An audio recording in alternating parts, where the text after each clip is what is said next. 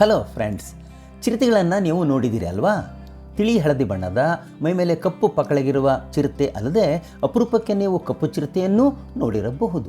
ಈಗ ಮೊಟ್ಟ ಮೊದಲ ಬಾರಿಗೆ ತೀರಾ ಅಪರೂಪವಾದ ವಿಶೇಷವಾದ ಶ್ರೀಗಂಧದ ಬಣ್ಣದ ಚಿರತೆ ವಿಜಯನಗರ ಜಿಲ್ಲೆಯಲ್ಲಿ ಕಂಡುಬಂದಿದೆ. ಯಾವುದು ಈ ವಿಶೇಷ ಚಿರತೆ?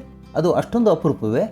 ಸ್ನೇಹಿತರೆ, ನಾನು ಡಾಕ್ಟರ್ ಎಸ್ ಪಿ ರವಿಕುಮಾರ್ ಮತ್ತೊಮ್ಮೆ ನಿಮ್ಮನ್ನು ಚಾನಲ್ಗೆ ಸ್ವಾಗತಿಸ್ತಾ ಬನ್ನಿ ಈ ದಿನ ಚಂದನ ಚಿರತೆಯ ಬಗ್ಗೆ ಮಾಹಿತಿ ಪಡೆದುಕೊಳ್ಳೋಣ.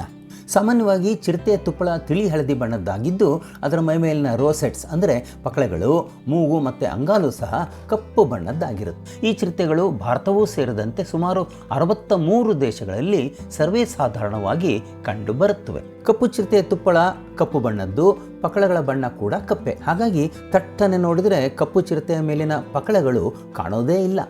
ಯಾವುದೋ ಒಂದು ಕೋನದಿಂದ ಬೆಳಕು ಬಿದ್ದಾಗ ಮಾತ್ರ ಈ ಪಕಳೆಗಳು ಕಂಡು ಬರುತ್ತವೆ.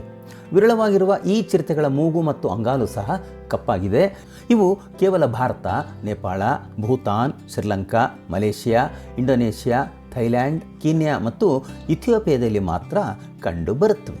ಇತ್ತೀಚೆಗೆ ವಿಜಯನಗರದಲ್ಲಿ ಖ್ಯಾತ ವನ್ಯಜೀವಿ ತಜ್ಞರಾದ ಡಾಕ್ಟರ್ ಸಂಜಯ್ ಗುಬ್ಬಿ ಅವರ ಸಂಶೋಧನಾ ತಂಡಕ್ಕೆ ತೀರಾ ಅಪರೂಪದ ಶ್ರೀಗಂಧದ ಬಣ್ಣದ ಚಿರತೆ ಕಾಣಿಸಿಕೊಂಡಿದೆ. ಇದರ ತುಪ್ಪಳ ಶ್ರೀಗಂಧದ ಬಣ್ಣದ್ದಾಗಿದ್ದು ಮೈಮೇಲಿನ ಪಕಳೆಗಳು ತಿಳಿ ಕಂದು ಬಣ್ಣದ್ದಾಗಿವೆ. ಮೂಗು ಹಾಗೂ ಅಂಗಾಲು ಸಹ ಶ್ರೀಗಂಧದ ಬಣ್ಣದ್ದೇ ಆಗಿದೆ. ಈ ಚಿರತೆಗಳು ಕೇವಲ ದಕ್ಷಿಣ ಆಫ್ರಿಕಾ, ತಾಂಜಾನಿಯಾ ಮತ್ತು ಭಾರತದಲ್ಲಿ ಮಾತ್ರ ಕಂಡು ಬಂದಿರೋದು ವಿಶೇಷ. ಈ ಚಿರತೆ 2012ರಲ್ಲಿ ದಕ್ಷಿಣ ಆಫ್ರಿಕಾದ ಮಡಿಕ್ವೆ ಗೇಮ್ ರಿಸರ್ವ್ನಲ್ಲಿ ಮೊಟ್ಟ ಮೊದಲ ಬಾರಿಗೆ ಕಂಡು ಬಂತು. ಇದರ ಮೈಮೇಲೆ ಕೆಂಪು ಬಣ್ಣದ ಛಾಯೆ ಇದ್ದುದರಿಂದ ಇದನ್ನು ಸ್ಟ್ರಾಬೆರಿ ಲೆಪರ್ಡ್ ಅಂತ ಕರೆಯಲಾಯಿತು. ಮುಂದೆ 2021ರಲ್ಲಿ ರಾಜಸ್ಥಾನದ ರಣಕಪುರದಲ್ಲಿ ಏಷ್ಯಾ ಖಂಡದಲ್ಲಿಯೇ ಮೊದಲ ಬಾರಿಗೆ ಸ್ಟ್ರಾಬೆರಿ ಲೆಪರ್ಡ್ ಕಂಡು ಬಂತು. ಈಗ ಇದೇ ಚಿರತೆ ವಿಜಯನಗರದ ಕುರುಚಲು ಕಾಡಿನಲ್ಲಿ ಓಡಾಡಿರುವ ದೃಶ್ಯ ದಾಖಲಾಗಿದೆ. ಹಾಗಾಗಿ ಮೊಟ್ಟ ಮೊದಲ ಬಾರಿಗೆ ಕರ್ನಾಟಕದಲ್ಲಿ, ಏಷ್ಯಾ ಖಂಡದಲ್ಲಿ 2ನೇ ಬಾರಿಗೆ ಸ್ಟ್ರಾಬೆರಿ ಲೆಪರ್ಡ್ ಕಂಡಂತಾಗಿದೆ. ಸ್ಟ್ರಾಬೆರಿ ಲೆಪರ್ಡ್ ಶ್ರೀಗಂಧದ ಮೈಬಣ್ಣವನ್ನು ಹೊಂದಿರೋದರಿಂದ ಕರ್ನಾಟಕದಲ್ಲಿ ಮೊದಲ ಬಾರಿಗೆ ಕಂಡಿರುವ ಈ ಅಪರೂಪದ ಚಿರತೆಗೆ ಚಂದನ ಚಿರತೆ ಎನ್ನುವ ಚಂದದ ಹೆಸರನ್ನು ಇಡಲಾಗಿದೆ. ಚಂದನ ಚಿರತೆ ಬೇರೆ ಪ್ರಭೇದವೇ ಅಲ್ಲ. ಚಿರತೆ, ಕಪ್ಪು ಚಿರತೆ ಹಾಗೂ ಚಂದನ ಚಿರತೆ ಬೇರೆ ಪ್ರಭೇದಗಳಲ್ಲ. ಒಂದೇ ಚಿರತೆಯ ಅಪರೂಪದ ಬಣ್ಣದ ರೂಪಾಂತರಗಳು. ಕೇವಲ ಕೆಲವೇ ಪ್ರಾಣಿಗಳು ಮಾತ್ರ ಆನುವಂಶಿಕ ಬದಲಾವಣೆಯಾಗಿ ಇಂಥ ಅಪರೂಪದ ಬಣ್ಣವನ್ನು ತಳೆಯುತ್ತವೆ. ಆನುವಂಶಿಕ ಬದಲಾವಣೆಯಿಂದ ಕೆಲವು ಚಿರತೆಗಳ ಚರ್ಮದಲ್ಲಿ ಕೆಂಪು ವರ್ಣದ ಛಾಯೆ ಹೆಚ್ಚಾಗುತ್ತೆ. ಇದನ್ನು ಎರಿಥ್ರಿಸಮ್ ಅಂತ ಕರೀತಾರೆ.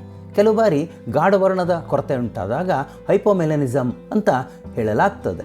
ವಿಜಯನಗರದಲ್ಲಿ ಕಂಡುಬಂದಿರುವ ಚಂದನ ಚಿರತೆ ಯಾವುದೋ ಒಂದು ಕಾರಣಕ್ಕೆ ಶ್ರೀಗಂಧದ ಬಣ್ಣದ್ದಾಗಿ ರೂಪುಗೊಂಡಿದೆ. ಈ ಚಿರತೆ ಕೆಲವು ಬಾರಿ ತನ್ನ ಮರಿಯೊಂದಿಗೂ ಕ್ಯಾಮರಾ ಕಣ್ಣಿಗೆ ಬಿದ್ದಿದೆ. ಆ ಮರಿ ಸಾಧಾರಣವಾದ ಬಣ್ಣವನ್ನೇ ಹೊಂದಿದೆ, ಶ್ರೀಗಂಧದ ಬಣ್ಣವನ್ನು ಹೊಂದಿಲ್ಲ ಅನ್ನೋದು ಗಮನಾರ್ಹ. ಅಪರೂಪದ ಚಂದನ ಚಿರತೆಯ ಬಗ್ಗೆ ಹೆಚ್ಚಿನ ಅಧ್ಯಯನ ನಡೆಸೋದಕ್ಕೆ ಅದರ ಕೂದಲು, ಮಲ ಮುಂತಾದ ಸ್ಯಾಂಪಲ್ಗಳನ್ನು ಸಂಗ್ರಹಿಸಬೇಕು. ಇದರಿಂದ ಚಂದನ ಬಣ್ಣದ ರೂಪಾಂತರಕ್ಕೆ ನಿಖರವಾದ ಕಾರಣ ಗೊತ್ತಾಗುತ್ತೆ ಅನ್ನೋದು ತಜ್ಞರ ಅಭಿಪ್ರಾಯ. ನಮ್ಮ ಕಾಡು ಮೇಡುಗಳಲ್ಲಿ ಇಂಥ ಅಪರೂಪದ ಇನ್ನೆಷ್ಟು ಪ್ರಾಣಿಗಳಿವೆಯೋ ಯಾರಿಗೆ ಗೊತ್ತು.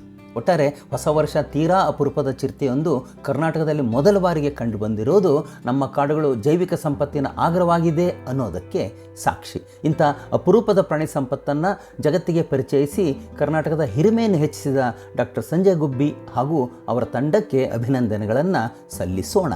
ಸ್ನೇಹಿತರೆ, ಇದು ಚಂದನ ಚಿರತೆ ಬಗ್ಗೆ ಮಾಹಿತಿ. ಈ ಮಾಹಿತಿ ಇಷ್ಟ ಆದರೆ ಲೈಕ್ ಮಾಡಿ, ಶೇರ್ ಮಾಡಿ. ನೀವು ಇದುವರೆಗೂ ಚಾನಲ್ಗೆ ಸಬ್ಸ್ಕ್ರೈಬ್ ಮಾಡಿರದಿದ್ದರೆ ತಕ್ಷಣ ಸಬ್ಸ್ಕ್ರೈಬ್ ಮಾಡಿ ಅಂತ ಕೋರ್ತಾ ಈ ವಿಡಿಯೋನ ಮುಗಿಸ್ತಾ ಇದ್ದೇನೆ. ಮತ್ತೆ ನಿಮ್ಮ ಭೇಟಿ ಮುಂದಿನ ವಿಡಿಯೋದಲ್ಲಿ. ನಮಸ್ಕಾರ.